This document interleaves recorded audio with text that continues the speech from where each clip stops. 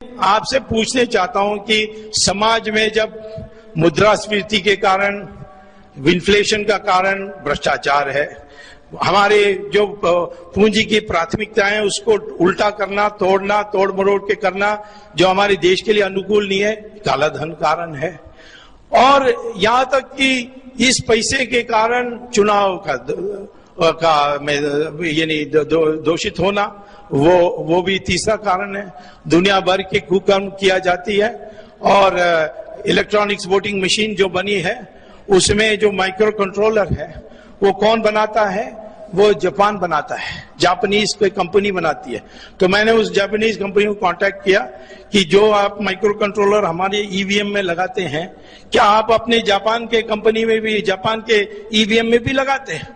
तो उसने कहा हम कोई पागल हैं, हम तो ईवीएम नहीं उपयोग करते हैं, हम तो बैलेट पेपर में चलते हैं।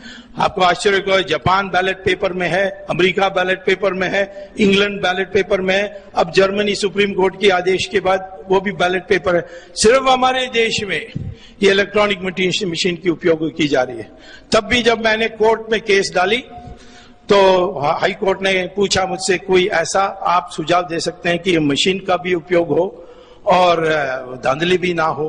तो मैंने उनको कहा कि जैसे एटीएम मशीन में आप पैसा लेते हैं तो रिसीट आती है, वैसे वोट के लिए बटन दबाने के बाद एक रिसीट आनी चाहिए जिसमें लिखा होना चाहिए किसको आपने दिया, किसको आपने बटन दबाया। और उस चिट को बाहर ले जाना नहीं चाहिए, उसको बगल में एक बॉक्स में ही डाल देना चाहिए। उस बॉक्स में डालने के बाद जब कोई विवाद आती है तो उसी की वो पर्चा की गिनती होगी, मशीन में दोबारा बटन नहीं दबाई जाएगी।